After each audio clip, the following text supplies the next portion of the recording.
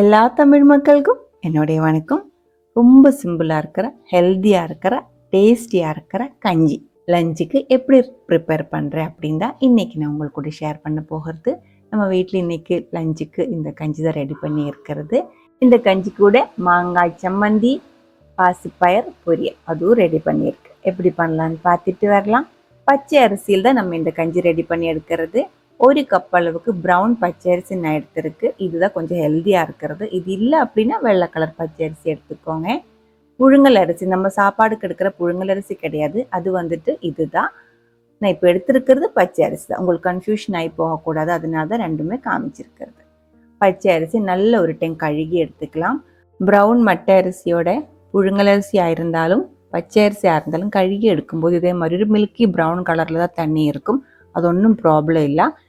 Dark கலரில் கையில் கொஞ்சம் ஒட்டுற மாதிரி ப்ரௌன் கலரில் வந்தால் தான், இல்லை ரெட் கலரில் வந்தால் தான் அதில் கொஞ்சம் ஆர்டிஃபிஷியல் கலர்ஸ் கலந்துருக்கு அப்படின்னு நினைக்க வேண்டியது. பச்சை அரிசி 2 டைம் கழுகி நான் குக்கருக்குள்ளே போட்டிருக்கு. 1/2 டீஸ்பூன் அளவுக்கு உப்பு, 4 கப் அளவுக்கு தண்ணி கூடி ஊற்றி நம்ம இது வேக விட்டு எடுத்துக்கலாம். தண்ணி ஊற்றும் போது உங்களோட குக்கரோட கெப்பாசிட்டிக்கு தகுந்த மாதிரி தண்ணி ஊற்றிக்கோங்க. 2 விசில் வர்ற வரைக்கும் நான் இது குக்கரில் வேக வச்சிருக்கு. அதுக்கப்புறம் நம்ம இதை ஓப்பன் பண்ணி பார்க்கலாம். 2 விசிலுக்கு அப்புறம் தீ ஆஃப் பண்ணி இதுக்குள்ளே இருக்கிற ஸ்டீம் ஃபுல்லாக போனதுக்கு அப்புறம் தான் ஓப்பன் பண்ணியிருக்கு. அதுக்குள்ளே பாருங்கள், 4 கப் அளவு தண்ணி ஊற்றி தான் இந்த அரிசி வேக வச்சிருக்கு. நீங்கள் ப்ரௌன் அரிசி இல்லை பச்சை அரிசி தான் எடுக்கிறேன் அப்படின்னா அதுக்கு தகுந்த மாதிரி தண்ணியோட அளவில் வித்தியாசம் இருக்கும். இந்த அரிசி வேகிறதுலும் வித்தியாசம் இருக்கும். அதெல்லாம் பார்த்து பண்ணிக்கோங்க. இந்த அரிசி வந்துட்டு ஆல்மோஸ்ட் வெந்திருக்கு. ஆனால் கஞ்சிக்கு நல்ல நெய் மாதிரி வேகணும், அப்போ தான் நல்ல டேஸ்ட்டாக இருக்கும்.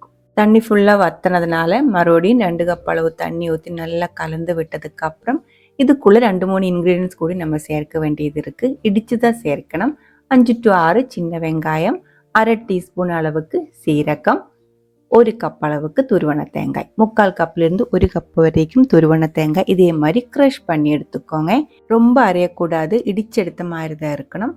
அது நம்ம கலக்கி எடுத்து வச்சிருக்கிற கஞ்சிக்குள்ளே சேர்த்துருக்கு. நல்லா கலந்து விட்டுக்கோங்க. கஞ்சி நல்லா திக்காக இருக்கா அப்படின்னு இன்னும் கொஞ்சம் தண்ணி கூடி ஊற்றிடலாம். இது இந்த அரிசி நெய் மாதிரி வேகலை, கரெக்டான அளவுக்கு தான் வெந்திருக்கு. அதனால மறுபடியும் நான் ஒரு விசில் குக்கரில் வச்சுருக்கேன். ஒரு விசிலுக்கு அப்புறம் உடனே தீ ஆஃப் பண்ணிட்டேன். ஃபுல்லாக அதில் இருக்கிற ஸ்டீம் போனதுக்கப்புறம் ஓப்பன் பண்ணி பார்த்துருக்கு. பாருங்கள், கஞ்சி அந்த தேங்காய் சீரகம் எல்லாம் நல்லா வெந்து கஞ்சி கூட கலந்துருக்கு. இது ஆறும்போது இன்னும் கொஞ்சம் கட்டி ஆகிடும். அதனால மறுபடியும் நான் 1.5 கப் அளவு தண்ணி கூடி ஊற்றியிருக்கு. நீங்கள் கஞ்சி ரெடி பண்ணும்போது நீங்கள் எடுத்துருக்கிற அரிசியோட திக்னஸுக்கு தகுந்த மாதிரி கொஞ்சம் கொஞ்சமாக தண்ணி ஊற்றி கன்சிஸ்டன்சி அட்ஜஸ்ட் பண்ணிக்கோங்க. நல்ல ஒரு டைம் கொதிக்க விட்டதுக்கப்புறம் தீ ஆஃப் பண்ணி எடுத்துக்கலாம். இது ஜீரக கஞ்சி அப்படின்னு சொல்லுவோம். இங்கே ஜீரக கஞ்சி மலபார் ஸ்டைலில் வேறொரு டைப்பு கூடி இருக்குது. அது நம்ம சேனலில் முன்னாடியே அப்லோட் பண்ணியிருக்கு. அது ஒரு டைம் பார்த்துக்கோங்க. இதுக்கு சைட் டிஷ்ஷாக முதல்ல ஒரு மாங்காய் சம்மந்தி ரெடி பண்ணலாம். ரொம்ப அதிகமாக புளிப்பு இல்லாத, இல்லை புளிப்பு கம்மியாக இருக்கிற ஒரு மீடியம் சைஸ் மாங்காய் எடுத்திருக்கு. 1 கப் அளவுக்கு துருவன தேங்காய் எடுத்திருக்கு. மாங்காய் நீங்கள் சேர்க்கும்போது தோல் எடுத்ததுக்கப்புறம் புளிப்புக்கு தகுந்த மாதிரி மாங்காயோட அளவு அட்ஜஸ்ட் பண்ணி எடுத்துக்கோங்க. கொஞ்சம் சின்ன வெங்காயம் கூடி சேர்த்துருக்கு. 1/2 இன்ச்சு சைஸுக்கு இஞ்சி, காரத்துக்கு தகுந்த மாதிரி வரமிளகாய் எடுத்திருக்கு. இல்லை நீங்கள் பச்சை மிளகாய் கூடி எடுத்துக்கலாம். தேவையான அளவுக்கு உப்பு ஓடி சேர்த்து தண்ணி எதுவுமே ஊற்றக்கூடாது. மிக்சியில் இல்லை கல்லில் நல்லா அரைச்சி எடுத்துக்கலாம். நல்ல டேஸ்டியாக இருக்கிற மாங்காய் சம்மந்தி ரெடியாக இருக்குது. அடுத்தது ஒரு பாசிப்பயர் பொரியல். ரொம்ப சிம்பிளாக இருக்கிற, மைல்டாக இருக்கிற டேஸ்ட்டில் ரொம்ப மசாலா ஒன்றும் சேர்க்காமல் செய்கிற ஒரு பாசிப்பருப்பு பொரியல் தான். சிம்பிளாக இருக்குது. 1 கப் அளவுக்கு பாசிப்பருப்புக்குள்ளே கொஞ்சம் உப்பு தண்ணி எல்லாம் ஊற்றி நல்லா வேக வச்சு எடுத்துருக்கு. இது நம்ம இப்போ தாளித்து எடுத்துக்கலாம். ஒரு பேனுக்குள்ளே கொஞ்சம் எண்ணெய் ஊற்றி இருக்கு. 1 டீஸ்பூன் அளவுக்கு கடுகு, ஒரு வெங்காயம் சின்ன பீஸை நறுக்கிறது, 2-3 பச்சை மிளகாய், கொஞ்சம் கருவேப்பிலை, வெங்காயத்துக்கு மட்டும் கொஞ்சம் உப்பு, அப்புறமா 1/4 டீஸ்பூன் அளவுக்கு மஞ்சத்தூள் கூடி சேர்த்து நல்லா வதக்கி நம்ம உப்பு போட்டு வேக வச்சு எடுத்துருக்கிற பாசிப்பயிர் அதுக்குள்ளே சேர்த்து நல்லா கலந்து விட்டுக்கோங்க. இதுக்குள்ளே கொஞ்சம் துருவன தேங்காய் மசாலா அதெல்லாம் சேர்த்து செஞ்சால் நல்லா டேஸ்ட் இன்னும் அதிகமாக இருக்கும். நான் எதுவுமே சேர்க்கலை, சிம்பிளாக தான், கொஞ்சம் ஹெல்த்தியாக தான் செஞ்சு எடுத்துருக்கு. இதுதான் நம்ம கஞ்சிக்கு கரெக்டாக மேட்ச் ஆகிறது. இல்லை உங்களுக்கு இன்னும் கொஞ்சம் ஸ்பைஸியாக வேணுன்னா அதே மாதிரியே செஞ்சு எடுத்துக்கலாம். பயர் பொரியல் ரெடியாக இருக்குது. ரொம்ப சிம்பிளாக இருக்கிற ஒரு லஞ்சு தான் இன்றைக்கி ரெடி பண்ணி இருக்கிறது.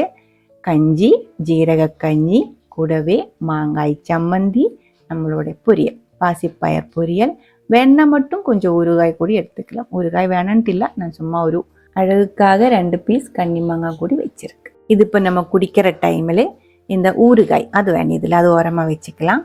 மாங்காய் சம்மந்தி, அதே மாதிரி பாசிப்பயர் பொரியல், இது எல்லாமே கஞ்சிக்குள்ளே போட்டு நல்லா கலந்து சூடோடே வேணால் குடிச்சிக்கலாம். ஆறினதுக்கப்புறம் நல்லா டேஸ்டியாக இருக்கும்.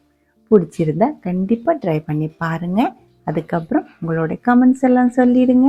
இந்த சமையல் பிடிக்கிற ஃப்ரெண்ட்ஸுக்கு மறக்காமல் ஷேர் பண்ணி விட்டுக்கோங்க.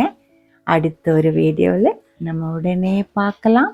அது வரைக்கும் வணக்கம்.